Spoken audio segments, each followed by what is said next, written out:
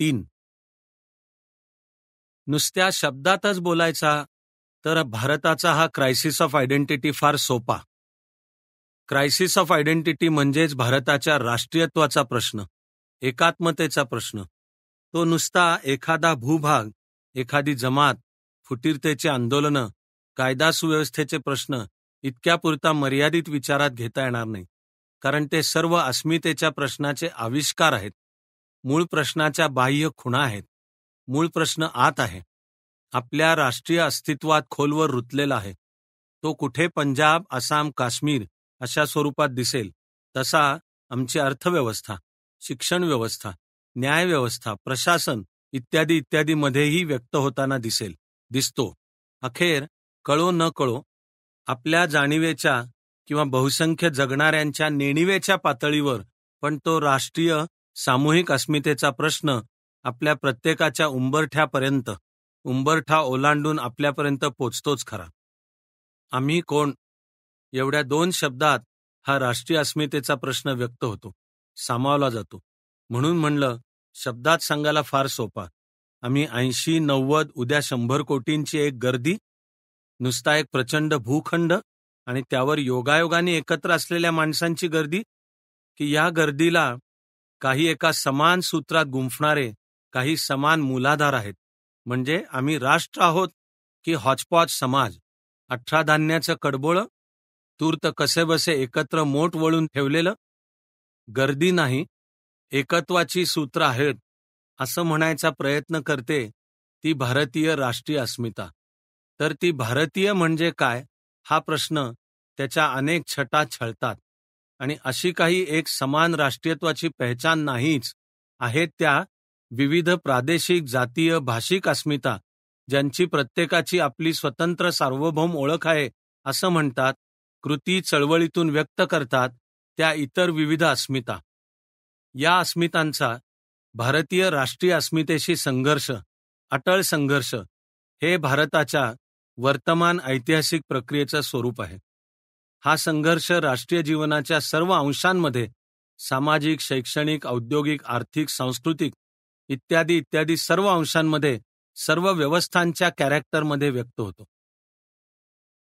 इतिहासाकडे वळून पाहता येत असल्यामुळे एवढं तरी निश्चित म्हणता येतं की इथे एक समान संस्कृती अक्षुण्णपणे आसेतू हिमाचल नांदली. आजही आपापल्या विविध प्रादेशिक स्वरूपात तीच समान संस्कृती नांदते आहे. सांस्कृतिक ऐक्याचे हे मूलाधार प्राचीन काळापासून अखंडपणे दाखवता येतील. समान इतिहास, समान संस्कृती, समान ऐतिहासिक जीवनानुभव, समान जीवनविषयक दृष्टिकोन, समान तत्वबोध या स्वरूपात. पण आधुनिक काळात एवढेच मूलाधार अर्थातच पुरेसे नाहीत. कारण भारतीय वैविध्याचे, त्यामुळे संभाव्य वेगळेपणाचे मूलाधारही पुरेसे बळकट आहेत. भाषा, वंश, लिपी, वेशभूषा, चालीरीती, संस्कार या सर्व घटकांमध्ये वैविध्य उघडच आहे. यांना छेदत जाणारे आधुनिक एकत्वाचे आधुनिक मूलाधारही आज अस्तित्वात आहेत. ते हे आधुनिक जीवनाचे मूलाधार राज्यघटना, लोकशाही, प्रशासन, न्यायव्यवस्था आणि इतर अर्थ राजकीय व्यवस्था, शिक्षण पद्धती, शास्त्र तंत्रज्ञान, दळणवळण आणि संपर्काची साधनं, अगदी इलेक्ट्रॉनिक्स हेही राष्ट्रीय ऐक्याचे मूलाधार असू शकतात. या प्राचीन आधुनिक मूलाधारांच्या परस्पर क्रियाप्रक्रियांमधून आकार घेते, व्यक्त होते ती भारतीय राष्ट्रीय अस्मिता. बदलाच्या, परिवर्तनाच्या भारतीय गतिशास्त्रात भूतकाळाशी पूर्णपणे फारकत घेतलेली नसते. There is no break with the past, no severing of ties with the past. तर उत्क्रांतीच्या अखंड प्रक्रियेतून इथे चेंज अँड कंटिन्युटीच्या तत्वाचा परिपोष होताना दिसतो. तो आता राष्ट्रीय अस्मितेच्या संघर्षातही, म्हणजे प्राचीन संस्कृतीचा आपलं स्व जपत, उत्क्रांत करत, आधुनिक मूलाधार सामावून घेत एक राष्ट्र होण्याचा संघर्ष, this civilisation in search of national identity, हे आमच्या डोळ्यांना दिसणाऱ्या विविध संघर्ष घडामोडींचं गाभ्याचं रूप. आपण सर्वात सहभागी घटक असतोच. व्यक्ती, जात, भाषा, प्रदेश यावर आधारित समूहाची ओळख पटणं सोपं आहे. त्या पलीकडे जाऊन भारतीय असण्याचा अर्थ लागण्याची ऐतिहासिक प्रक्रिया मात्र गुंतागुंतीची आहे. भारतीय संस्कृती एवढीच. मला माझी एका हाडामासाची असलेली व्यक्ती म्हणून ओळख पटणं सगळ्यात सोपं. त्या पलीकडे जाऊन सवर्ण, दलित, हिंदू, मुस्लिम, ख्रिश्चन, तमिळ, कन्नड, मराठी, बंगाली या विविध अस्मिता आहेतच. कळायला म्हणून संघटित करायला सोप्या. अर्थातच त्या स्वतःला ॲसर्ट करतात. मग माझं भारतीय असण्याचं भान मागे पडतं. त्याचं स्थान माझं आर्य द्रविड असण्यानं, हिंदी विरोधक विरुद्ध इंग्रजी विरोधक असण्यानं, सवर्ण दलित असण्यानं व्यापलं जातं. तेवढ्या प्रमाणात त्यांचा व्यापक भारतीय अस्मितेशी संघर्ष होतो. तो अटळ असतो.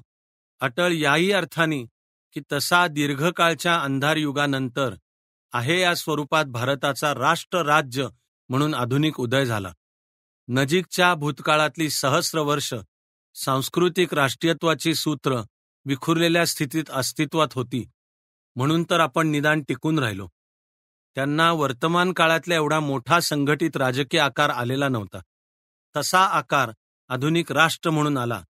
तो एका निश्चित राष्ट्रीय अस्मितेचं रूप धारण करताना मग इतर ज्या छोट्या मोठ्या ऐतिहासिक अस्मिता होत्या आहेत त्यांच्याशी संघर्ष होणारच. म्हणून अटळ. शिवाय एक प्रकारे हा संघर्ष ऐतिहासिकदृष्ट्या आवश्यकही दिसतो. कारण अशा संघर्षांमधून क्रमाक्रमाने छोट्या अस्मिता व्यापक राष्ट्रीय अस्मितेशी एकरूप होण्याची, छोट्या अस्मिताच उत्क्रांत होत पुसून टाकत किंवा नष्ट करत नव्हे, तो भारतीय रस्ता नाही, राष्ट्रीय अस्मितेत विलीन होण्याची ऐतिहासिक प्रक्रिया गतिमान होते. अखेरीस उभा असलेला प्रत्येक संघर्ष दोन दशकांनंतर भारतीय अस्मिताच बळकट करताना दिसतो. हे कालच्या द्रविड, तमिळ, केरळ, तेलुगू, नागा, मणिपूर इत्यादी संघर्षांमधून दिसतं. आशा करूया की आजच्या काश्मीरी, शीख, असमिया, गुरखा, आदिवासी संघर्षांमधूनही व्यापक भारतीय अस्मिता बळकट होण्याची ऐतिहासिक प्रक्रिया अशीच गतिमान होईल. याही अस्मितांना भारतीय कॉन्टेक्स्टमध्ये काही स्थान, अर्थ आहे. पण याही अस्मितांपलीकडे जाऊन व्यापक भारतीय अस्मिता म्हणजे काय, भारतीयपणाचा अर्थ काय, हे कळायला, व्यक्त करायला अवघड खरं. पण ते कळण्याची, व्यक्त करण्याची प्रक्रिया आधुनिक काळात निदान गेली 2 शतकं तरी 2 भागात चालू आहे. एक भाग स्वातंत्र्यपूर्वकालीन, दुसरा वर्तमान स्वातंत्र्योत्तर. या 2 दशकांच्या ऐतिहासिक प्रक्रियेच्या पोटी लपलेला प्रश्न, क्रायसिसची व्याख्या करणारा प्रश्न आहे. तो म्हणजे आमचं समान ध्येय कोणतं, धोरण कोणतं, समान राष्ट्रीय तत्वज्ञान कोणतं, म्हणजेच आमची राष्ट्रीय अस्मिता कोणती. तोच प्रश्न वेगवेगळ्या भाषेत मांडणारे हे 3 प्रश्न आहेत. मध्ययुगातली शेकडो छोटी मोठी राज्य संपवत, खालसा करत ब्रिटिशांनी भारतावर एकछत्री अंमल स्थापन केला. त्यातच भारताच्या मध्ययुगाच्या शेवटाची नांदी आहे. आपला एकछत्री अंमल स्थापन करताना ब्रिटिश व्यवस्थेने एक समान, पक्क, सुसंघटित असं शासन, प्रशासन, न्यायव्यवस्था, अर्थव्यवस्था, लष्कर, शिक्षण व्यवस्था, दळणवळण संपर्काची यंत्रणा निर्माण करत औद्योगिक क्रांतीतून जन्माला आलेली शोषणाची व्यवस्था प्रस्थापित केली. तेव्हा एक अखंड समान आव्हान त्यावेळच्या असंघटित, निराकार भारतीय अस्मितेसमोर उभं ठाकलं. असं की त्याला सामोरं जाण्यातच आधुनिक भारतीय राष्ट्रविचार आकाराला आला. पुन्हा सांस्कृतिक राष्ट्रीयत्वाचे प्राचीन मूलाधार होतेच, त्यावर आधुनिक राष्ट्रीयत्वाची चळवळ उभी करत सामाजिक सुधारणा चळवळी, घटनात्मक वाटचाल, सनदशीर चळवळी, जन आंदोलनं, सशस्त्र चळवळी आणि या सर्वांनाच व्यापणारा आधुनिकीकरणाचा अटळ ऐतिहासिक प्रवाह, या सर्व प्रक्रियांमधून भारतीय राष्ट्रविचार विकसित झाला. ही आधुनिक युगाची पहाट होती. आधुनिक युगाच्या या पहाटे समान राष्ट्रीय ध्येय, धोरण, तत्वज्ञान यांचा शोध लागत, आविष्कार होत राष्ट्रीय अस्मिता संघटित झाली. ती आपल्या स्वातंत्र्याची चळवळ. पुन्हा शब्दात म्हणायला सोपं आहे की समान राष्ट्रीय ध्येय स्वातंत्र्याचं, प्रत्येकाच्या मनात त्याचा अर्थ वेगळा होता. समान राष्ट्रीय धोरण ब्रिटिश विरोधी चळवळीचं, सामाजिक, राजकीय, सनदशीर किंवा सशस्त्र, आणि समान राष्ट्रीय तत्वज्ञान भारतीय राष्ट्रविचाराचं. प्रत्येकाची भारतीय राष्ट्रविचाराची आवृत्ती वेगवेगळी होती. आणि सर्वात सोपं म्हणजे समान शत्रू कळायला अत्यंत सोपा, ब्रिटिश. त्यामुळे त्याच्या विरुद्ध लढण्यासाठी संघटित होणं सोपं, तरीसुद्धा ही ऐतिहासिक प्रक्रिया एक शतकभर चालू होती. आज त्यावेळचं समान राष्ट्रीय ध्येय धोरण तत्वज्ञान शब्दात म्हणणं सोपं असलं तरी त्या सर्वांचा त्या त्या काळातला प्रत्येकाला वाटणारा अर्थ वेगळा होता. प्रत्येकाचा अन्वयार्थ वेगळा होता. आणि उदाहरणार्थ स्वातंत्र्याच्या ध्येयाचा शोधही काही एकदम शब्दात झाला नाही. एवढं म्हणता येईल की सशस्त्र क्रांतिकारकांचं ध्येय प्रथमपासून सुस्पष्टपणे संपूर्ण स्वातंत्र्य हे होतं. पण घटनात्मक वाटचाल किंवा सनदशीर किंवा जनआंदोलनाची प्रक्रिया पाहिली, ज्या प्रक्रियेतून अखेर भारत एक आधुनिक लोकशाही राष्ट्र म्हणून उदयाला आलं, तर त्या प्रक्रियेत स्वातंत्र्य या ध्येयाचा आणि त्याच्याशी संबंधित धोरण तत्वज्ञानांचा शोध क्रमाक्रमाने लागत गेलेला दिसतो.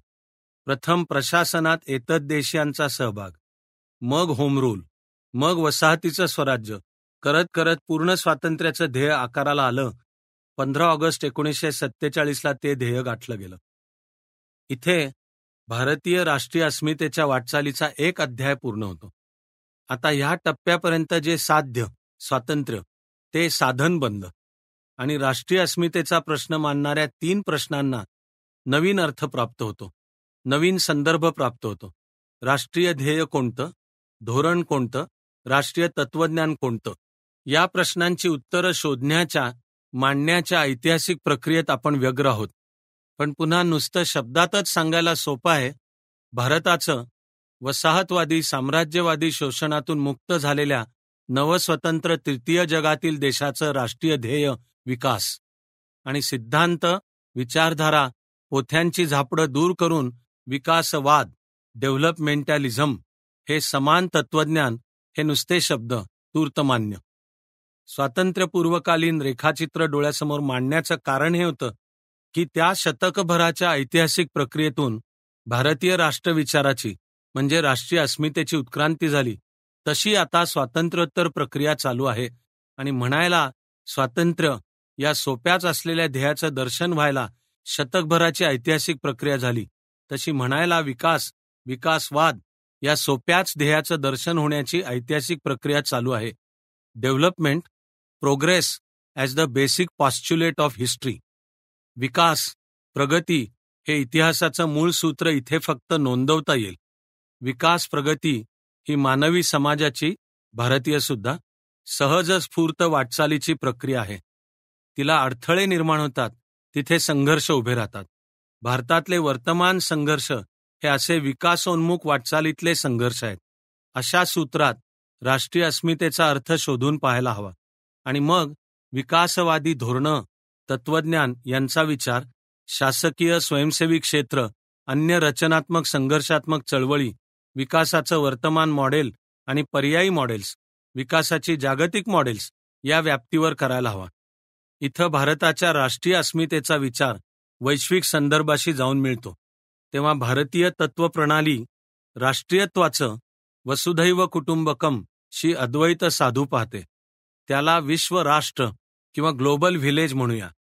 भारतीय इथॉसमधून विकसित होणाऱ्या राष्ट्रविचाराच्या नैसर्गिक उत्क्रांतीची ही दिशा आहे.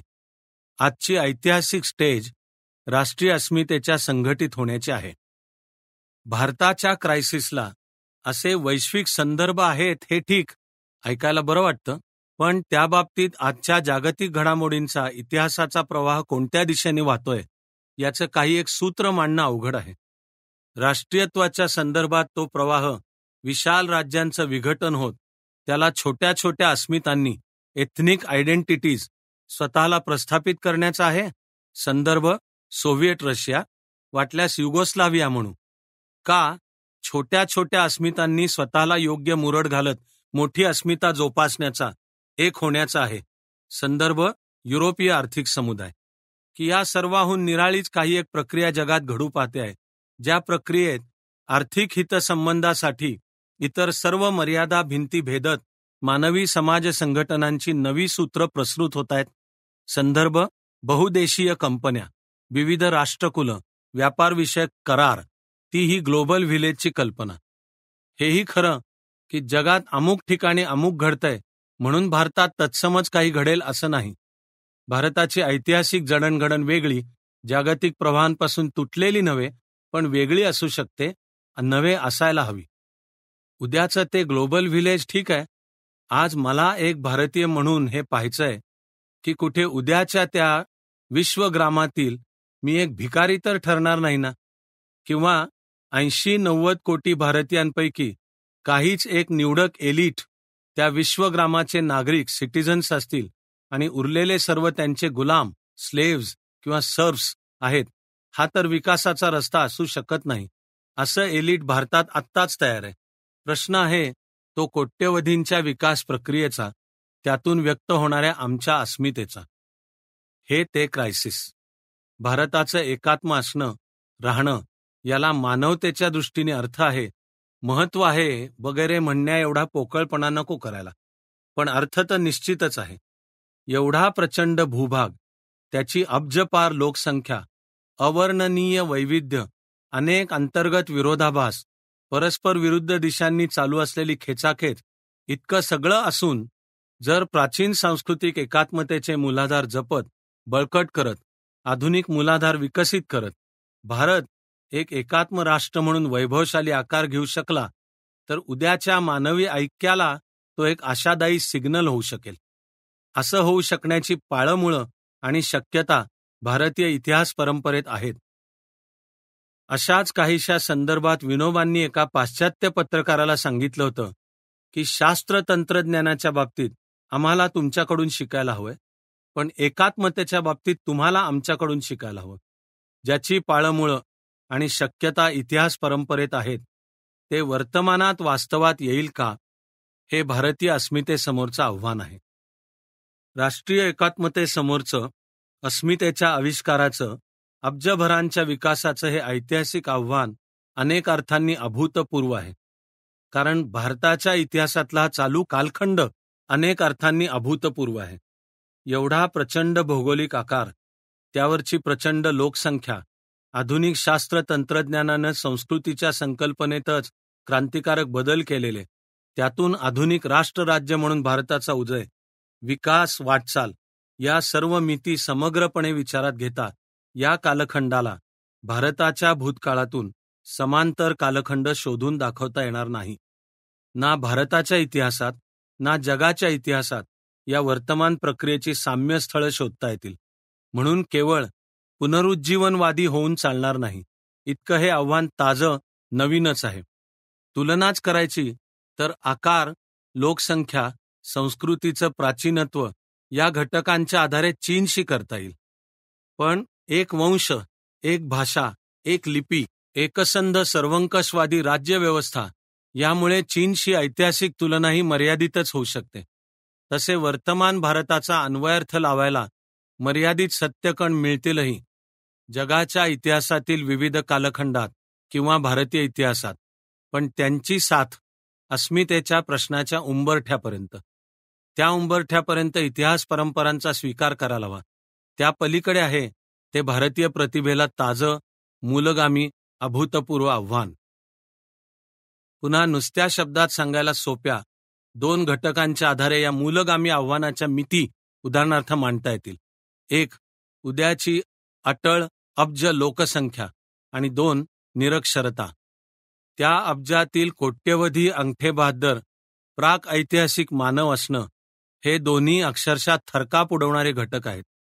अटळ अब्ज, इनेव्हिटेबल बिलियन प्लस च्या दिशेने तर आपण अटळपणे जातोच आहोत. चालू दशकाच्या आणि शतकाच्याही अखेरीला त्या मुक्कामावर पोचलेलो असू. माझ्या डोळ्यांसमोर पूर्वी पाहिलेल्या उंदरांचा एक प्रयोग उभा राहतो. शेजार शेजारच्या दोन समान आकाराच्या, समान वातावरणात, समान साधन सामुग्रीच्या पिंजऱ्यामध्ये उंदीर ठेवलेले. एकात 5-7, दुसऱ्यात 100. पहिल्या पिंजऱ्यातले उंदीर खाऊन पिऊन सुखी, त्यांचे परस्परातले संबंध सौहार्दपूर्ण. दुसऱ्यात मात्र पहिल्या थोड्या समजूतदार कालावधीनंतर कायम ताणतणाव, झगडे, मारामाऱ्या, अशांती. आपण दुसऱ्या पिंजऱ्यातले उंदीर होत आहोत काय? तऱ्हातऱ्हांच्या फाटाफुटी, गुन्हेगारी, व्यसनाधीनता, जंगलच्या कायद्याचं वाढतं प्रभुत्व, स्त्रियांवरील अत्याचार, पर्यावरणाचा नाश, या सर्वात काय दिसतं? आपण माल्थसला खरं ठरवायचा पक्का निश्चय करून बसल्यासारखे आहोत. यापुढे कसली राष्ट्रीय एकात्मता आणि अस्मिता? आगीत तेल, दुष्काळात तेरावा, ॲड इन्सल्ट टू इंजुरी किंवा ॲड फ्युएल टू फायर, हव्या त्या संज्ञा वापरू, पण त्या अब्जातले कोट्यवधी निरक्षर अंगठे बहाद्दर आहेत. त्यांना अजून साधं गमभन येत नाही असे डोळे असून ज्ञानाच्या क्षेत्रात आंधळे असल्यासारखे प्राक ऐतिहासिक मानव. मानवी संस्कृती जेव्हा दुसऱ्या औद्योगिक क्रांतीला ओलांडून तिसऱ्या लाटेच्या पार, थर्ड वेव्ह, टॉफलरच्या सौजन्याने तिसऱ्या लाटेच्या पार जाते, तेव्हा भारतात हा विद्रूप विरोधाभास अस्तित्वात आहे.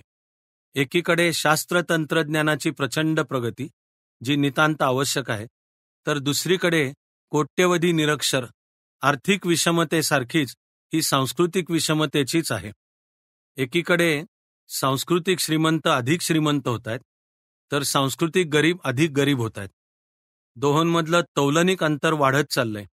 उद्या इथे एक असा वर्ग तयार होईल की जो बोटांच्या 2 टोकांवर 5th जनरेशन कम्प्युटरचा कीबोर्ड खेळवत कोट्यवधींच्या जीवनावर नियंत्रण ठेवू शकेल.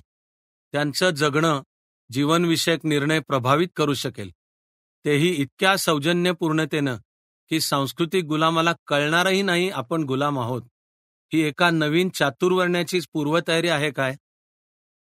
जिथे ज्ञानभांडाराच्या किल्ल्या काही निवडकांच्याच हातात आहेत आणि बाकीचे त्या नव्या वेदशास्त्र संपन्नांच्या आश्रयानं आपलं अज्ञान संपन्न जीवन जगत राहणार. तर अशा गुलामांची आणि निरक्षरांची कसली राष्ट्रीय एकात्मता आणि अस्मिता? म्हणजे 100 कोटी लोकसंख्येचं व्यवस्थापन, संस्कृतीजन्य व्यवस्थापन, कल्चर स्पेसिफिक मॅनेजमेंट आणि ज्ञानाचा प्रसार सर्व कोट्यवधी घरांपर्यंत.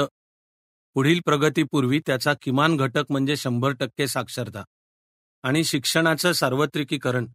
हे भारतीय प्रतिभेला मूलगामी अभूतपूर्व आव्हान आहे.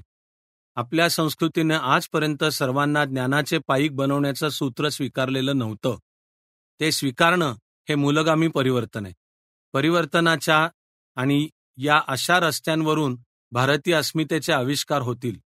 परिवर्तनाचं भारतीय गतिशास्त्र या ऐतिहासिक प्रक्रियेतून व्यक्त होईल. परिवर्तनाचं असं काही भारतीय म्हणून गतिशास्त्र असतं का, असू शकतं का, हा एक महत्त्वाचा तात्विक चर्चेचा विषय होऊ शकतो. पण ते तसं असायला हवं हे महत्त्वाचं. परिवर्तनाचा एक स्वतंत्र भारतीय ओरिजिनॅलिटी व्यक्त करणारा रस्ता हे गतिशास्त्र दाखवून देऊ शकतं. इथे प्रश्न परिवर्तन हवं नकोचा नाही, परिवर्तन हे होतच असतं असा संपूर्ण मानवी संस्कृतीचा, त्यात भारतीय आलीच, मूलभूत सिद्धांत आहे. तेवढ्या मर्यादेत एव्हरीथिंग इज बिकमिंग हे सूत्र विचाराधीन ठेवायला हरकत नाही. त्या अटळपणे होणाऱ्या परिवर्तनाची दिशा, गुणवत्ता, मूलगामित्व हा मुख्य प्रश्न आहे. संदर्भात भारतीयपणाचा आग्रह अर्थपूर्ण आहे. नुसतं कुणाचं तरी अंधानुकरण करून किंवा पूर्वजांचेच गोडवे गाऊनही हे परिवर्तन विकासवादाला आकार देऊ शकणार नाही. तर अन्य सर्व मॉडेल्सपासूनही चिकित्सकपणे ग्राह्यांश घेऊन, आपल्याही स्वत्वाशी सातत्य राखत, ऐतिहासिक आपलेपणा मान्य करत, रेकग्नाइज, परिवर्तनाचा रस्ता आखला जाऊ शकतो, जात आहे. भारतीय परिवर्तनाचं गतिशास्त्र म्हणताना बदल आणि सातत्य, चेंज अँड कंटिन्युटीचं तत्व हे व्यवच्छेदक लक्षण आहे. म्हणजे एकूण या मातीशी स्वत्व जाणणारी, जागवणारी उत्तरं हवीत. भारतीय इथॉसशी इमान राखणारी, पण परंपरांमध्ये कैद न होणारी, नव्या परंपरा निर्माण करणारी उत्तरं हवीत. म्हणजे इतिहासाशी नाळ न तोडता ती आपल्या म्हणण्याने तुटतही नसते, पण इतिहासाला आपल्या मानगुटीवरचा वेताळही न होऊ देता भारतीय अस्मिता नव्याच रूपात व्यक्त होणे, हे मी मगापासून म्हणतोय, हे मूलगामी अभूतपूर्व ऐतिहासिक आव्हान आहे. आपल्या क्रायसिस ऑफ आयडेंटिटीचा परिपोष हे आव्हान पेलण्यात आहे. स्वतःपासून सुरुवात करत छोटे छोटे कृतियज्ञ करण्यात आहे. व्यष्टी आणि समष्टीच्या संबंधातलं अद्वैत आचरणात आणण्यात आहे.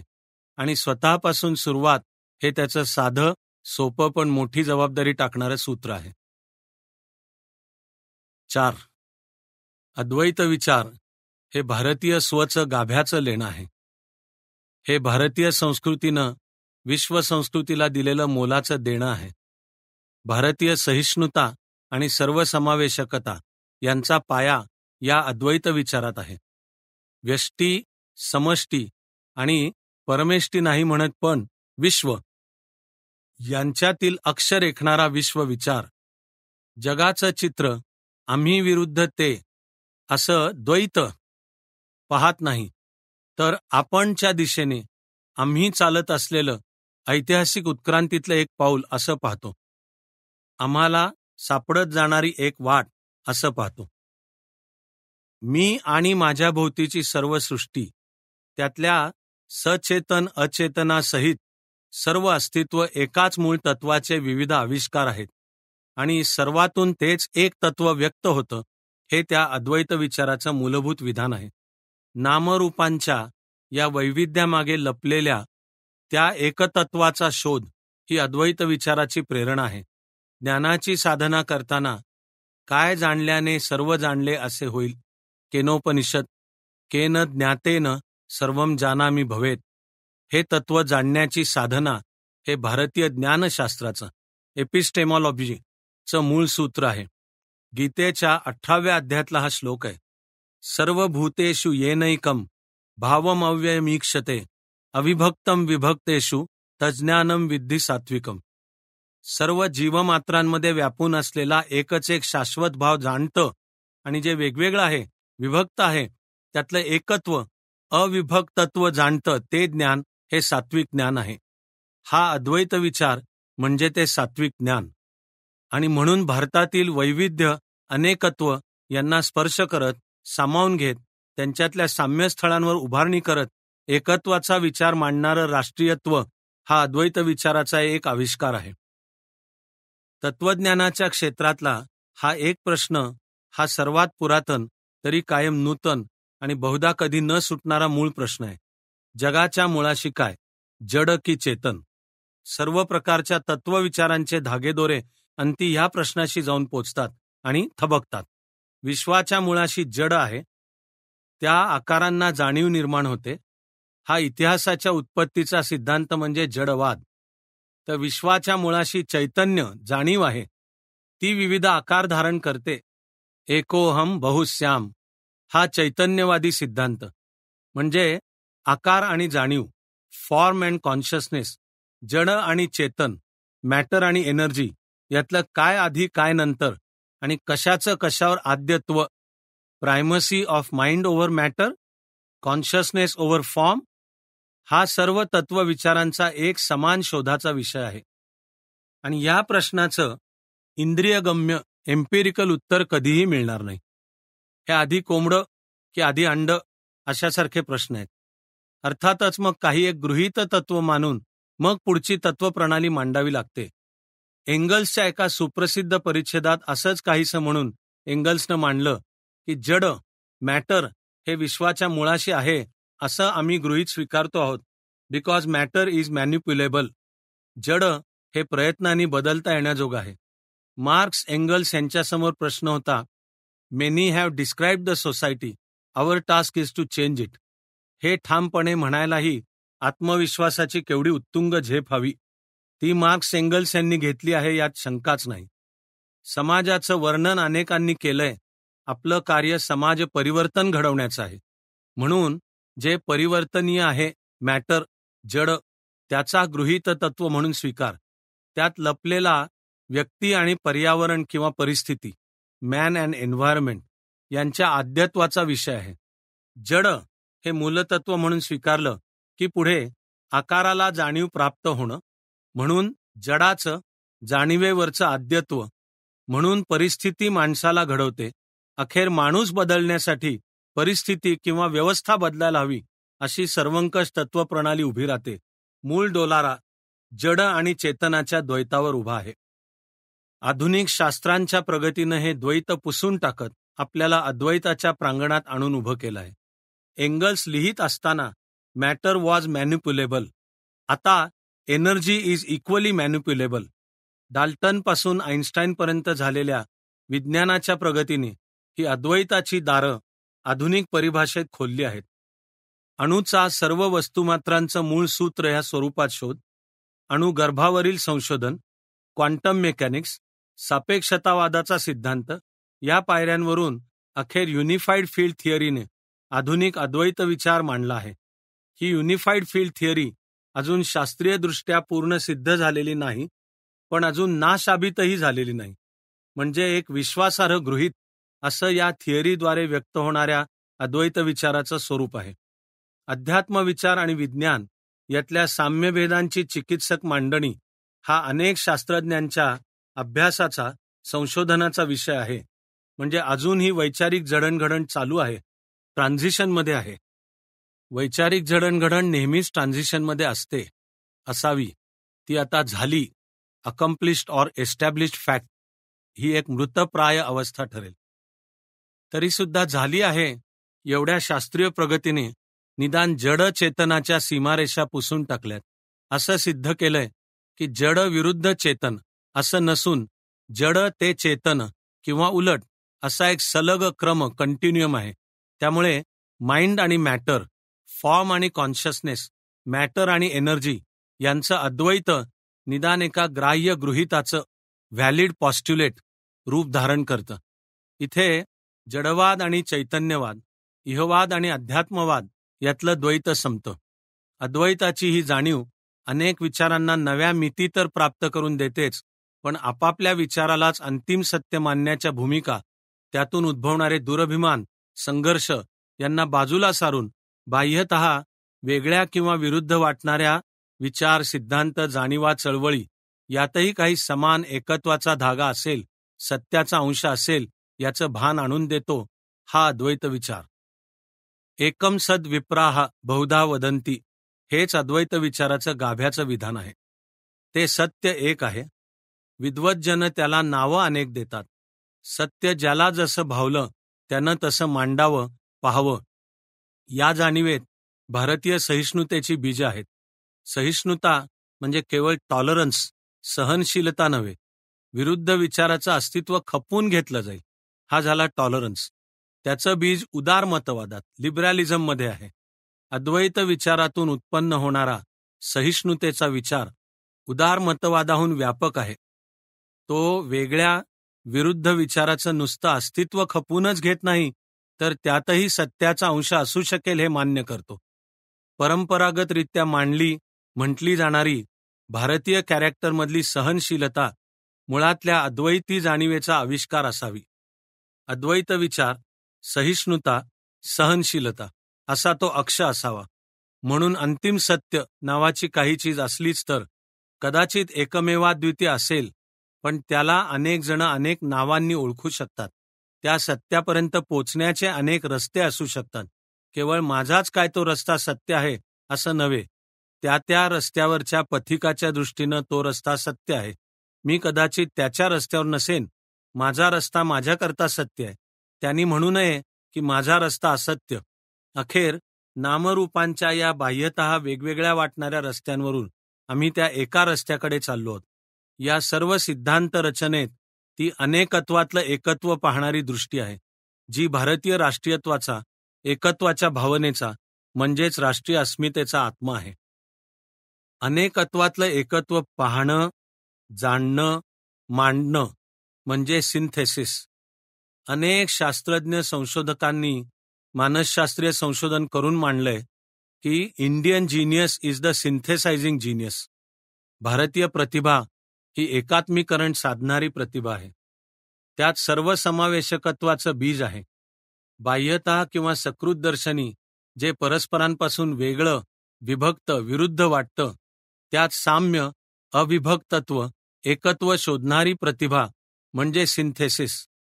पुन्हा जसं सहिष्णुता म्हणजे टॉलरन्स नव्हे, तसं सिंथेसिस म्हणजे मिश्रण, मिक्सचर, हॉचपॉच नव्हे, किंवा नुसता समन्वय नव्हे.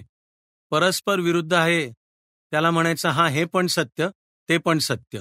You scratch my back, I scratch your back म्हणजे सिंथेसिस नव्हे.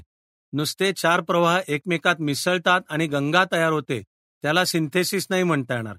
गंगेचा आपला एक स्वयंस्फूर्त प्रवाह असतो, एक पहचान असते. तो इतर अनेक प्रवाह सामावून घेत अधिक मोठा होत, समृद्ध होत आणि तरी आपलं गंगापण हरवू न देता नव्हे, ते गंगापणच इतर प्रवाहांच्या सामावण्यातून अधिक समृद्ध करत सागराकडे जातो, म्हणजे सिंथेसिस. आपलं स्वत्व जपत, जोपासत, तरीही सर्व प्रवाह खुलेपणाने स्वीकारत सिंथेसिस घडवायचं तर एक सिंथेसायझिंग प्रिन्सिपल हवं. भारतीय संदर्भात ते सिंथेसायझिंग प्रिन्सिपल म्हणजे अद्वैत विचार. म्हणून भारतीय राष्ट्रीय दृष्टी सिंथेसिसची आहे.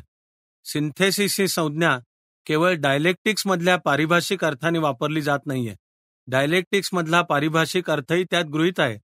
थिसिस विरुद्ध अँटिथिसिस याची वाटचाल सिंथेसिस या चक्रवर्तुळाकृती स्पायरल अर्थाने.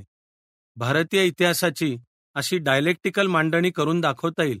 ती करताना त्या त्या ऐतिहासिक टप्प्यातील सिंथेसिसच्या जागा दाखवून देता येतील. वैचारिकदृष्ट्या तो फार मोठा, कदाचित विवादास्पद सुद्धा विषय आहे. या ठिकाणी केवळ अशा शक्यतेकडे निर्देश केलेला पुरे असावा. अद्वैताच्या जाणीवेतून आपण सर्व एकाच चैतन्याचे अंश, या जाणीवेतून मनुष्यत्वाची भारतीय संकल्पना जन्म घेते. भारतीय इथॉसमध्ये मनुष्यत्वाची उत्पत्ती पापातून नाही, चैतन्याच्या अंशातून आहे. अमृतस्य वै पुत्राः ही संकल्पना आहे. म्हणजे माणूस मूळ चांगला आहे, ही ती मनुष्यत्वाची प्रातिनिधिक भारतीय संकल्पना. आता माणूस मूळ चांगला की मूळ वाईट हे कधीच सांगता येणार नाही. पाण्यात तुझा रंग कसा सारखं, मूळ दोन्ही चांगला आणि वाईट. देशकाल वर्तमान सापेक्ष. खानोलकरांच्या अवध्यमधलं पुण्य जसं अवध्य तसं पापही अवध्य. प्रश्न मूळ कोणती संकल्पना स्वीकारून समाजविचार, विश्वविचार मांडावा असा आहे. त्याच्या उत्तरार्थ प्रातिनिधिक भारतीय प्रतिक्रिया मनुष्याच्या मूळ चांगुलपणाचं गृहीतसूत्र स्वीकारते, ते अद्वैताच्या जाणीवेतून. सिंथेसिससाठी ते अधिक विधायक सूत्र आहे. म्हणून सिंथेसायझिंग जिनियस असण्याचे दोन परिणाम दाखवता येतील.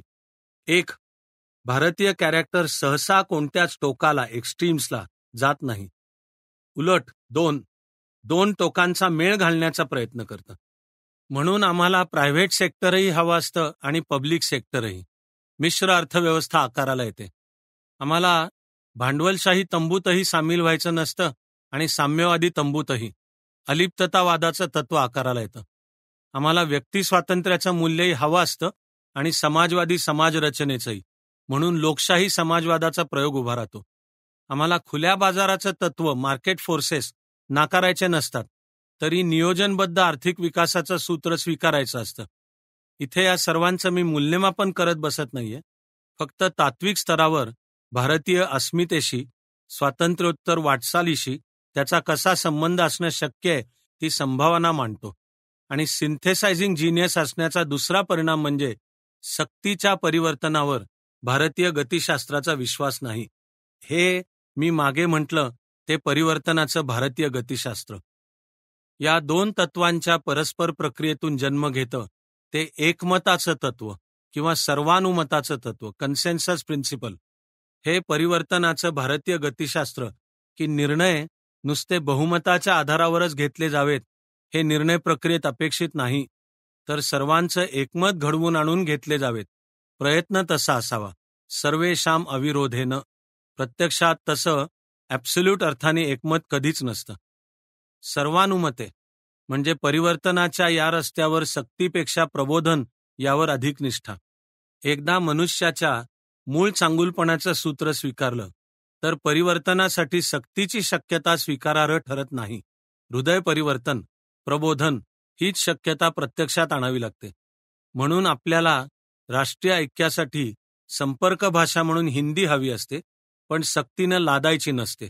मग भाषेचा त्रिसूत्री फॉर्म्युला आणायचा असतो, पण तोही सक्तीनं नव्हे. प्रबोधनाचा रस्ता म्हणून लोकशाहीचा धागा विकेंद्रीकरणापर्यंत जाऊन पोचतो. म्हणजे एकूण मिळून अद्वैत विचारातून मनुष्याच्या मूळ चांगुलपणाची संकल्पना, सहिष्णुता आणि सर्वसमावेशकता याद्वारे सिंथेसिस, ते टोकाला न जाता आणि सक्ती न करता सर्वानुमताच्या तत्वातून, अशी आधुनिक भारतीय राष्ट्रविचाराची एक समग्र तत्वरचना डोळ्यासमोर येते. अर्थातच ही परिपूर्ण किंवा बिनचूक असू शकत नाही, पण हा ऐतिहासिक प्रवाहांची ॲब्स्ट्रॅक्शन्स मांडत वर्तमानातला रस्ता शोधण्याचा एक प्रयत्न आहे. मांडलेली सगळी भारतीय म्हणवली जाणारी मूल्यव्यवस्थाही आदर्शवत असेल असं नव्हे, पण आज जेव्हा सक्तीच्या परिवर्तनाचं एक जागतिक मॉडेल, या शतकात आत्तापर्यंत अत्यंत प्रभावी ठरलेलं मॉडेल, सोव्हिएट मॉडेल बदलतंय, तेव्हा भारताच्या अद्वैत विचार ते हृदय परिवर्तन या समग्रतेला काही अर्थ प्राप्त होतो, वैश्विक संदर्भ प्राप्त होतो. ही राष्ट्रविचार ते विश्वविचार यातली सलगता रेखणारी आणखी एक रेघ. राज्यशास्त्र शिकताना आम्ही असं अभ्यासलं की या शतकाच्या 70चं दशक 70s आणि त्यानंतरची जागतिक वाटचाल म्हणजे एंड ऑफ आयडिओलॉजीज, सिद्धांत प्रणालीचा शेवट हा टप्पा आहे. 70चं दशक हे द्वितीय विश्वयुद्धोत्तर शीतयुद्ध थंड पडत जाण्याचं दशक. त्यामुळे सिद्धांत प्रणालीच्या इझम्सचे संदर्भाचे अर्थ विरत चालले होते. आता तत्वतः एंड ऑफ आयडिओलॉजीचे 2 अर्थ होऊ शकतात. एक, सर्वच सिद्धांत प्रणालींचा शेवट म्हणजे नो आयडिओलॉजी, त्यातून जन्म घेणारा व्यवहारवाद, प्रॅग्मॅटिझम एवढीच सिद्धांत प्रणाली. किंवा दुसरा अर्थ म्हणजे बाह्यतः वेगळ्या विरुद्ध दिसणाऱ्या सिद्धांत प्रणालींचा आंतरिक एक सूत्र, सिंथेसिस, म्हणून सर्वांचंच सहअस्तित्व, एसेन्शियल युनिटी, हेन्स को एक्झिस्टन्स ऑफ ऑल आयडिओलॉजीज. हा दुसरा आहे तो गुणात्मक भारतीय सहिष्णुतेचा पर्याय आहे. त्यामुळे भारतीय विश्वदृष्टी, वर्ल्ड व्ह्यू द्विध्रुवी किंवा एकध्रुवी जगाची नाही, तर प्रत्येक समाजाच्या अस्मिता मान्य करत विश्व समुदाय स्वयंध्रुवी अशी आहे. आता अंती आज जेव्हा साम्यवादाच्या पराभवाविषयी बोललं जातंय, तेव्हा तसा हा प्रश्न आहेच की पराभव साम्यवादाचा झाला की लेनिनवाद, स्टॅलिनवादाचा. हा मोठा तात्विक विषय आहे. पण केवळ साम्यवादाचा तथाकथित पराभव झाला म्हणजे भांडवलशाहीचा विजय झाला किंवा व्हावा असा तर अर्थ निश्चितच होत नाही. पुन्हा तोही मोठा विषय आहे. आणि पुन्हा इथे एवढं नोंदवायला हवं की भांडवलशाही काय किंवा साम्यवाद या दोन्ही मूळ जडवादी, वस्तुवादी किंवा इहवादी म्हणूया तत्वप्रणाली. मगाशी उल्लेख केलेला व्यवहारवाद, प्रॅग्मॅटिझम म्हणजे संधी साधूवाद, ऑपॉर्च्युनिझम, आणि सध्या प्रबळ होत चाललेला उपभोक्तावाद, कन्झ्युमरिझम, भोगवाद, किंवा अधिक नेमका चांगला शब्द म्हणजे चंगळवाद, हे या जडवादी सिद्धांत प्रणालीचे थेट परिणाम असावेत. इथे जडवादाला किंवा जडवादी मूल्यव्यवस्थेला कमी लेखायचं कारण नाही. एकदा जडचेतन सलगतेचा विचार मांडल्यावर तसा प्रश्नच उरत नाही. पण व्यवहारवाद आणि चंगळवाद आपल्याला कुठे घेऊन जाणार हा प्रश्न उरतोच. हा प्रश्न नैतिकही आहे आणि व्यावहारिकही. भारतीय संदर्भातल्या त्याच्या उत्तराचा शोध घ्यायचा तर अद्वैत विचार सांगणाऱ्या अध्यात्म विचाराचं बोट धरायला हवं. अध्यात्म विचाराचं म्हणजे काही गूढ, बाष्कळ, शब्दबंबाळ, जीवनापासून पळ काढणाऱ्या, अंधश्रद्धा जोपासणाऱ्या पोथ्यांचं नव्हे. त्या सर्व पोथ्या फेकून देऊ आपण. एवढंच नव्हे तर आज भारतीय संदर्भात इहवादी विचारांना, कार्यक्रमांनाच अग्रक्रम, प्राथम्य द्यायला हवंय. पण ते अद्वैत मांडणाऱ्या अध्यात्म विचाराची जाणीव ठेवून. साधाच मुद्दा आहे, ऐहिक भौतिक विकास याला प्राधान्य. खरं आहे, पण म्हणजे 100 कोटींची अमेरिकन जीवनमान गाठण्यासाठी रेस लावायची का? लावू शकतो का? 100 कोटींना ते अमेरिकन जीवनमान गाठायला पुरेल एवढी साधनसामुग्री कुठून आणायची? आणि मग तेवढी साधनसामुग्री नसेल तरी चंगळवादी आपण सर्वांनी अमेरिकन जीवनामागे धावायचं, आपल्यातल्या काही अत्यंत थोड्यांनी ते गाठायचं, मागे म्हटलेल्या विश्वग्रामातले नागरिक बनायचं, उरलेल्यांनी आपलं रूपांतर गर्दीच्या पिंजऱ्यातल्या उंदरांमध्ये करून घ्यायचं. हे विकासाचं मॉडेल चालणार आहे का? उत्तर स्पष्ट आहे, चालणार नाही. हे विकासाचं मॉडेल टिकाऊ सुद्धा, सस्टेनेबल डेव्हलपमेंट ठरणार नाही. म्हणजे भारतीय संदर्भातलं, भारतीय मातीशी सुसंगत, भारतीय मातीची बीजशक्ती फुलवेल असं विकासाचं मॉडेल, हेच ते राष्ट्रीय अस्मितेसमोरचं आव्हान. ते पेलायची सूत्र इहवादाला, ऐहिक विकासाला प्राधान्य देणाऱ्या प्रवृत्तीप्रधान अध्यात्म विचारात, अद्वैत विचारात सापडतील. विकासाच्या बाबतीत काही, हे आधी आपण परिपूर्ण ऐहिक विकास गाठू, मागाहून नैतिक आध्यात्मिक विकासाकडे वळू असं असूच शकत नाही. ही प्रक्रिया समकक्ष, हातात हात घालून चालणारी आहे. आपण अर्थशास्त्र शिकताना अगदी पहिलं वाक्य शिकतो, multiplicity of wants and scarcity of means. गरजांची अगणितता आणि साधनांची मर्यादितता. साधनही वाढवत जा आणि गरजाही. या मार्गे आधुनिक अर्थशास्त्र सरकत जातं. कुठेतरी थांबून गरजा आणि साधनं यांचा मेळ घालण्याचा विचार करायला हवा ना. तो मेळ साधनं वाढवून होऊ शकतो, तसा गरजा एका सुयोग्य ऑप्टिमम मर्यादेत रोखूनही होऊ शकतो. न जातु कामः कामानाम हे सूत्र सांगण्याची गरज नाही, पण गरजा भागवणारी साधनं एकपट वाढतात तेव्हा गरजा दसपट वाढतात आणि ही रेस भोगवादाकडे चालू राहते, अखेर संस्कृती नष्ट होईपर्यंत, असं मानवी इतिहास सांगतो. यात सर्वात चुकून सुद्धा दारिद्र्याचं समर्थन किंवा उदात्तीकरण करण्याचा जो एक टिपिकल भारतीय दुर्गुण आहे, हेतू नाही. उलट काही जणांच्या भोगवादी गरजांच्या पूर्तीमागे धावणाऱ्या विकासापेक्षा 100 कोटींचं दारिद्र्य दूर करणाऱ्या ऐहिक विकासाचं प्राथम्य अधोरेखित करण्याचा हा प्रयत्न आहे. आणि हेही खरं नव्हे काय की दारिद्र्या इतकाच चंगळवाद आणि मानवी मूल्यांवरचा उडत चाललेला विश्वास या आजच्या भयंकर समस्या आहेत. उघड्या डोळ्यांनी आणि चिकित्सक बुद्धीनं इहवाद प्रधान अध्यात्मविचाराचा स्वीकार हीच आशा असू शकते. जीवेम शरदः शतम, 100 वर्ष आनंदाने वैभवाने जगू, विजय मिळवत जगू, अशी जीवनोन्मुख दृष्टी स्वीकारतानाच मा गृध कस्यस्वित धनम, दुसऱ्याचं धन चोरून शोषण करून नाही, याच्याशी विकासाचा मेळ घालायचा आहे. असं भारतीय विकासाचं मॉडेल रंगारूपाला येण्याची बीजशक्ती अद्वैत विचारात आहे. अद्वैत विचाराच्या पोटीही आंतरविरोध आहेत, विरोधाभास आहेत. सर्वांमध्ये एकाच एक चैतन्याचा अंश हा अद्वैत विचार मांडणाऱ्या संस्कृतीच्या पोटी माणसाला तोडणारी, भिंती उभ्या करणारी, उच्च नीचतेची उतरंड उभी करणारी चातुर्वर्ण व्यवस्था कशी काय उभी राहिली?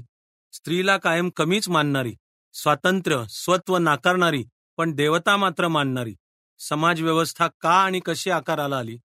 कर्मकांड, सोवळं अंधश्रद्धा, शोषण यांचं स्तोम का माजलं? मुक्तीचा विचार मांडणाऱ्या संस्कृतीनं शतकानुशतकं गुलाम असणं का स्वीकारलं? श्रमाच्या प्रतिष्ठेचं सूत्र का स्वीकारलं गेलं नाही? हे प्रश्न अद्वैत विचाराला टाळता येणार नाहीत. तत्व आणि व्यवहार यांची फारकत झाली तर त्या जबाबदारीतून सुटता येणार नाही. तत्वतःच म्हणायचं तर समतेचं समर्थन अद्वैता एवढं दुसऱ्या कुठल्याच विचारात सापडणार नाही आणि व्यवहारातली विषमताही दुसऱ्या कशात सापडणार नाही. हा एक ऐतिहासिक पेच सुटायला हवा. ती एक महान भारतीय सांस्कृतिक क्रांती ठरेल आणि ऐतिहासिकदृष्ट्या आपण त्या क्रांतीच्या कुठेतरी मधल्याच प्रवाहात आज आहोत असा आमचा विश्वास आहे, अनुभव आहे.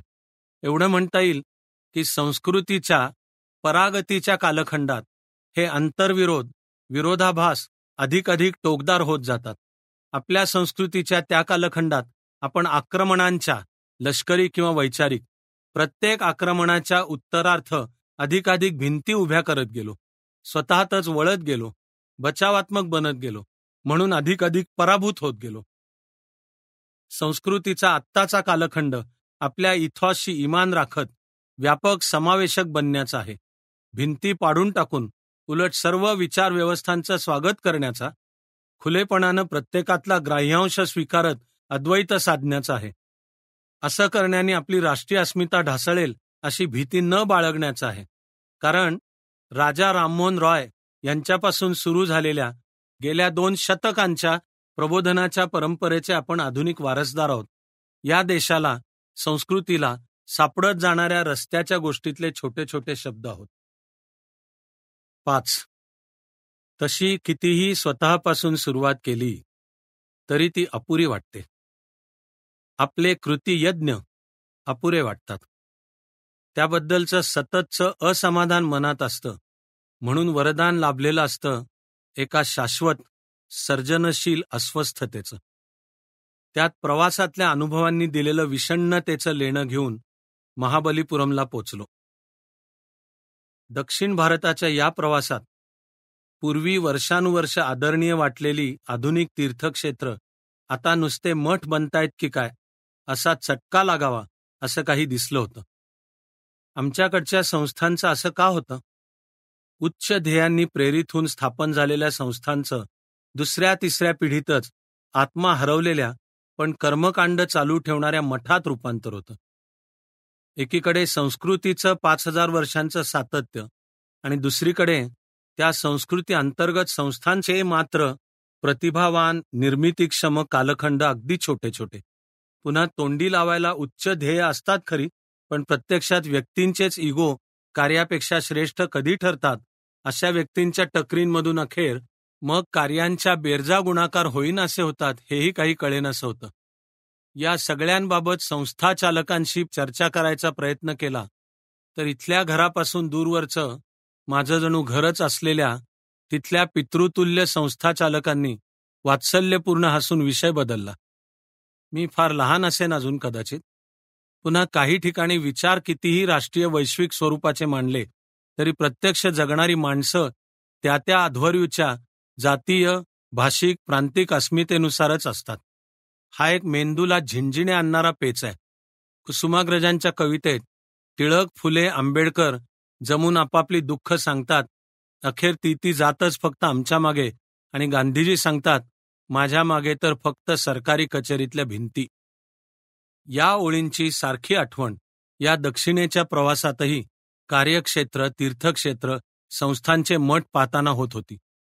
एसएमनीही ही काळजी व्यक्त केलीच होती की आम्ही वर्ण वर्गविरहित समाजरचनेची चर्चा करतो ती पुन्हा जोशी लिमये गोरे पटवर्धन मंडळी एकत्र बसून. असंही का होतं? भारतीय समाजव्यवस्थेचं हे चलनवलन हा एक प्रचंड गुंता आहे. इथे समाज सुधारणेची प्रत्येक चळवळ अखेर प्रस्थापित समाजव्यवस्थेतली एक जात बनून विसावते. सर्व विद्रोह त्यांचे पुतळे उभे करत पूजा बांधत पचवून टाकले जातात. काही ज्या थोड्याच चळवळींचं या संस्कृतीच्या आत्म्याशी एकरूपत्व होतं, निषेध नकार या रस्त्याने नव्हे तर विधानात्मक विद्रोह करून त्यांना मात्र यश मिळत असावं असं म्हणायला जागा आहे. बुद्ध, महानुभाव, मध्ययुगीन सूफी आणि भक्ती चळवळ, विवेकानंद, अरविंद, आज फुले, आंबेडकर या उदाहरणांनी थोडी अशी दुगदुगी जागी ठेवली आहे. अशाही काही ठिकाणाचं मठात रूपांतर होताना दिसतं, तेव्हा मात्र हलून जायला होतं. तरी नाही म्हणलं तरी भारतात जागोजाग आंबेडकरांचे पुतळे दिसतात. ही विद्रोह पचवून टाकायची पूर्वतयारी? पण जागोजाग आंबेडकरांचे पुतळे दिसतात तेव्हा आपलं मराठी मन सुखावतं. ही एक गंमतच.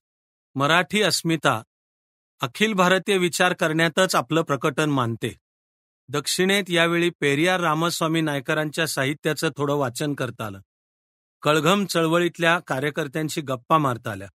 रामस्वामी नायकरांचा जबरदस्त विद्रोह प्रामुख्याने बोलतो द्रविड अस्मितेविषयी, त्यामुळे त्याची पहुंच मर्यादित राहते खरी. आंबेडकर त्या तथाकथित आर्य द्रविड संघर्षाच्या पलीकडे जाऊन दलित चळवळीचं अखिल भारतीयत्व मांडतात. म्हणून विंध्य पर्वताची अडचण न होता आंबेडकर पूर्व पश्चिम दक्षिण उत्तर सर्वत्र पसरतात. तर या आर्य द्रविड अस्मितांच्या 20व्या शतकातल्या भांडणातूनच की काय मदुराईच्या मीनाक्षी मंदिराच्या आवारातलं पूर्वी वैभवसंपन्न असलेलं मंदिर कला संग्रहालय आता अक्षरशः नाश होऊन धूळ खात पडलेलं असतं. मीनाक्षी मंदिर दक्षिण भारतीय शिल्पकला, वास्तुकला आणि इतिहासातल्या एका सुवर्णयुगाचं जितं जागतं शिल्प. प्रचंड गोपुरं, पण त्याचं भव्यत्व छाती दडपून टाकत नाही. त्याच्या प्रत्येक मजलावरच्या पत्थरातल्या प्रत्येक आकृतीला एक स्वतःचं निश्चित स्थान आहे. भारतीय समाजव्यवस्थेतल्या प्रमाणे किंवा भारतीय राष्ट्रविचाराच्या विविध आवृत्त्यांप्रमाणे, आणि तरी सर्व मिळून एका समान आकाशाकडे झेपावत उठतात. कलेचा आविष्कार आणि इतिहासही मुळात त्या समाजाविषयी बोलत असतो ना. कला ते राष्ट्रविचार, भारतीय आविष्कारांची प्रातिनिधिक बोली भाषा एकत्वाच्या पूर्णत्वाच्या बोलांनी व्यक्त होते. तशी फार ओघवती भाषा बोलायचं ते मंदिर कला संग्रहालय मीनाक्षी मंदिराच्या पोटात आहे. 15 वर्षांपूर्वी प्रथम पाहिलं होतं तेव्हा दिमाखात होतं. प्राचीन भारतीय शिल्पकला वास्तुकलांच्या उदाहरणासहित सोपीच थक्क करून टाकणारी मांडणी सौंदर्यदृष्टीसहित सादर केलेली होती. आता तिथं धूळ, अस्ताव्यस्तता, काही मूर्ती गायब, काही माहिती फलक गायब, काही नव्या कारागिरांनी आपली टॉयलेट कला गिरगटवून ठेवलेली, शोकेसेस तुटलेल्या, एक गलबलवून टाकणारं नष्टचर्य होतं. काय आहे असं की मंदिर कला हा आर्य वारसा म्हणून, पण विद्रोहातही आपला वारसा समान नव्हे काय? त्याचा अन्वयार्थ वेगवेगळा लागू शकेल, पण इतिहास हा आपला समान वारसाच की. त्यामुळे आज भारतातल्या इहवादी चळवळी जेव्हा भारतीय इतिहास परंपरेत आपली पाळंमुळं शोधायचा प्रयत्न करतात, बुद्ध विचार, लोकायत, चार्वाक दर्शन यांचा आधुनिक अन्वयार्थ मांडायचा प्रयत्न करतात, ती वैचारिक क्षेत्रातली एक अत्यंत विधायक घडामोड असते. साम्यवाद समाजवादाच्या भारतीयकरणाविषयी काही मुरलेले कार्यकर्ते बोलत असतात, मग ते चळवळीपासून वेगळे पडलेले असतात. चर्चच्या भारतीयकरणाचा प्रयोग तर केरळमध्ये प्रत्यक्षच पाहायला मिळतो. मीनाक्षी मंदिरातल्या संग्रहालयात मात्र नाश. का यात आर्य द्रविड वगैरेंचाही काही संबंध नाही? आपल्याच इतिहासाकडे दुर्लक्ष करण्याची जी भारतीय मनाची प्रचंड क्षमता आहे, त्याचाच हा एक नमुना. आपल्या सांस्कृतिक वारशाच्या गैरव्यवस्थापनाचा आणखी एक नमुना. एकीकडे अत्यंत कर्मठ परंपराप्रिय समाज आपला, दुसरीकडे इतिहासाकडे पूर्ण दुर्लक्ष करणारा, इतिहास इति अधिक ह अधिक आस, हे असं घडलं असा इतका अर्थपूर्ण शब्द निर्माण करणाऱ्या संस्कृतीत पुढे ऐतिहासिक जाणीवेचा एवढा घोर अभाव का निर्माण झाला, हे कोडच आहे. कोणी म्हणतात इतिहासाला देशकाल वर्तमानाचे अक्ष, स्पेस टाइम कोऑर्डिनेट्स असतात आणि काळ अनंत अखंड आहे. या आपल्या संकल्पनेपायी आपण या अक्षांकडे म्हणजे ऐतिहासिक जाणीवेकडे आणि इतिहासाच्या शास्त्रशुद्ध चिकित्सक अभ्यासाकडे दुर्लक्ष केलं. अर्थातच ऐतिहासिक वारसा डोळसपणे जतन करण्याकडे दुर्लक्ष केलं. जतन केली गेली ती मिथ्यकथा, चमत्कार आणि अशास्त्रीय अनैतिहासिक विश्वासांनी भरलेली परंपरांची कोळिष्टकं.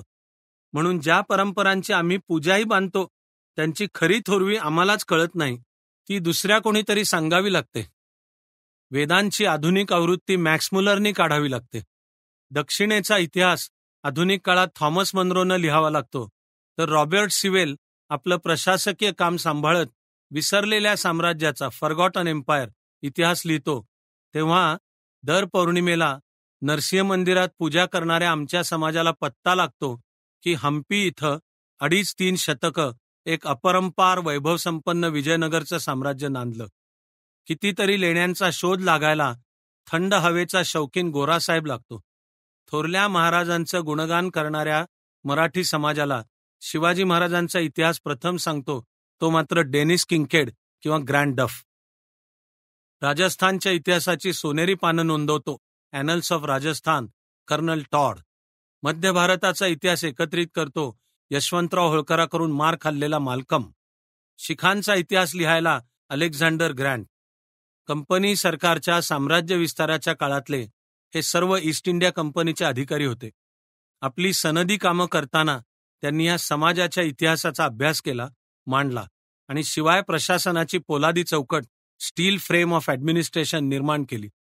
तीच थोड्याफार रंगरंगोटीसहित आजही आपण चालवतो ती गोष्ट वेगळी. सिंधू घाटी संस्कृतीच्या अद्याप उलगडा न झालेल्या लिपीवर सर्वात जास्ती संशोधन चालू असतं रशिया, जर्मनी, कॅनडामध्ये. संस्कृत भाषेचं जतन आणि संशोधनही तिकडे पश्चिमेकडे. आम्ही नुसते परंपरा प्रिय असतो. संस्थानं खालसा करणारा कट्टर साम्राज्यवादी डलहौसी भारतीय पुरातत्व विभाग त्यांनी स्थापन केला. खाडीलकरांच्या कीचकवधातला कीचक असलेला लॉर्ड कर्झन संस्कृतच्या अभ्यासाला त्यानं चालना दिली. त्याही पूर्वी 100 वर्ष आधी पहिलं इंग्रज मराठा युद्ध चालू असण्याच्या काळात म्हणजे 1775 ते 1782 रॉयल एशियाटिक सोसायटीची स्थापना करत संस्कृतच्या आधुनिक अभ्यासाची पायाभरणी करायला लागला एक विल्यम जोन्स. आपण म्हणतो त्यांनी अराष्ट्रीय पूर्वग्रह दूषित इतिहासच लिहिला असेल. नाही, काही ठिकाणी आहेच. भारतीय इतिहासाच्या अभ्यासाच्या त्या प्रारंभकाळीही आर्य द्रविड संघर्षाची पूर्णपणे अनैतिहासिक पाचर त्यांनीच मारून ठेवली. पण आधुनिक संस्कृतीनं निर्माण केलेली बौद्धिक अवजारं त्यांच्यापाशी होती, ती त्यांनी भारतीय इतिहासावर चालवली. आपल्याला कोणी बंदी केली होती? राष्ट्रीय आणि पूर्वग्रह विरहित वस्तुनिष्ठ इतिहास मांडायला. पण आम्ही नुसते परंपराप्रिय असतो. या सर्वांनी सांगितल्यावर आमची संस्कृती किती ग्रेट असे जितममया म्हणत असतो. कला, ज्ञान, व्यासंग या क्षेत्रांना संस्कृतीची बंधनं चौकटी नसाव्यात. पण म्हणजे देश, संस्कृती यांची बंधनं भेदत ज्या वास्तू शिल्पकलेच्या चरणांची धूळ धारण करत नवनिर्मितीच्या दिशा शोधल्या जाव्यात, ती आमची वास्तुशिल्पकला अक्षरशः धूळ खात नाश होत पडावी असं तर नाही ना? तसं हे महाबलीपुरमचंही सागर किनाऱ्यावरचं सूर्य मंदिर आणि इतर शिल्प खाऱ्या वाऱ्यांच्या थपडांनी मोडकळीस आलेली, ढासळत चाललेली. त्यांची पुनःस्थापना चालू आहे हे ठीक, तरी एक विषाद राहतोच. काही वेळा पुनःस्थापनेच्या रंगसफेतीनंतर मूळच्या सुंदर शिल्पाकृतीची जागा शीतपेयाची जाहिरात करणाऱ्या मॉडेलनी घेतल्यासारखं वाटतं. इथे तसं होत नाहीये. पण सूर्यमंदिर आणि बौद्ध शिल्पकलेच्या मूळ भव्यत्वाला अटळपणे तडे जात आहेत. महाबलीपुरम आणि अशी इतर अनेक शिल्पांची साधनं भारताच्या इतिहासातल्या एका अद्वैताची रूपं आहेत. सर्वसाधारणपणे भारतीय इतिहास परंपरेचे 2 प्रमुख प्रवाह किंवा स्रोत दाखवता येतील. एक वैदिक आणि दुसरा अवैदिक. इतिहासाच्या अनेक टप्प्यांवर वैदिक अवैदिकांच्या संघर्षाच्या काही खाणाखुणा पाहायला मिळतात. तत्वज्ञानाच्या क्षेत्रातही त्याची प्रतिबिंब उमटलीत. भारतीय इतिहास परंपरेत तात्विक संघर्षही वैदिक विरुद्ध अवैदिक असा होता, ईश्वरवादी विरुद्ध निरीश्वरवादी असा नव्हता. भारतीय इतिहास परंपरेत निरीश्वरवाद कधी ईश्वरवादाशी टक्कर घेऊ शकेल एवढा बलवान झालाच नाही. संघर्ष झाला तो वैदिक विरुद्ध अवैदिक असा. वैदिक विचारांचं शिखर वेदांतामध्ये आहे, तर अवैदिक विचारांचं शिखर बुद्ध विचारात. 8व्या शतकातल्या एका शंकराचार्याने अद्वैत विचार मांडत या दोन्हीचं सिंथेसिस केलं. शंकराचार्यांना प्रच्छन्न बुद्ध म्हटलं जातं ते याच अर्थाने. शिल्पकलांमध्येही या वैदिक अवैदिक द्वैताचा निराश होऊन एकत्वाला दगडातला सुंदर आकार येतो. त्याचं महाबलीपुरम एक साक्षी स्थान. तिथं काही पुनःस्थापनेचं काम चालू. पण मनावरची विषण्णतेची धुरकट शाल दूर व्हावी इतकं नाही. बाजारातून फिरता फिरता एका अँटिक्सच्या दुकानातल्या एका पूर्णाकृती मूर्तीवर नजर जाते. अस्सल प्राचीनकालीन यक्षिणी सम. चौकशी केली तर दुकानदार प्रामाणिकपणे सांगतो की ती मूर्ती प्राचीन नाही, आत्ता इथल्याच एका शिल्पकाराने बनवली. महाबलीपुरमला असे अनेक शिल्पकार निर्माण होत आहेत कारण तिथे शिल्पकला महाविद्यालय आहे आणि तिथं प्राचीन अर्वाचीन शिल्पकलेचा सर्वांगीण अभ्यास केला जातो. शिल्प कोरली जातात. नवनिर्माणाची ही सगळीच माहिती सुखद, आश्चर्यकारक. म्हणून शोधत शोधत त्या शिल्पकला महाविद्यालयाच्या प्रांगणात जातो तर तिथे एक मोहवून टाकणारं दृश्य. मोठ्या प्रांगणात सुमारे 25 तरुण शिल्पी दगडांवर कारागिरी करतात. भोवती विखुरलेले दगडाच्या विविध प्रकारांचे नमुने, ब्लूप्रिंटवर विविध नमुन्यांच्या रेखाकृती चितारलेल्या, त्यांना आकार देत एकतानतेने या शिल्पांची छिन्नी हातोड्यांच्या लयबद्ध तालात ही आधुनिक पूजा चालू. प्राचीन वैभवासहित जशीच्या तशी शरीरांची रेखीवता, चेहऱ्यावरचे भाव, हातांच्या मुद्रा, वाद्यवृंदांचे विविध आकार, जशीच्या तशी नवी शिल्प निर्माण होत आहेत. इतिहासाच्या या टप्प्यात भारताच्या उत्थानाची जीवनशक्ती दक्षिणेतून उसळेल असं काही अभ्यासक म्हणतात. दक्षिणेच्या प्रवासात अशी जीवनशक्ती, व्हायटॅलिटी जाणवतेही विखुरलेल्या स्वरूपात. परकी आक्रमणाच्या वरवंट्याखाली दीर्घकाळ चिरडली न गेलेली. त्यामुळे भारतीय मूलगामित्वाची बीजं ताज्या स्वरूपात अजून तिथे टिकून आहेत अशी भारताची दक्षिण भूमी. नाहीतरी आधुनिक काळात अभिजात संगीत, शास्त्रीय नृत्य, लोककला यांचं उत्थान दक्षिणेतूनच निर्माण झालं.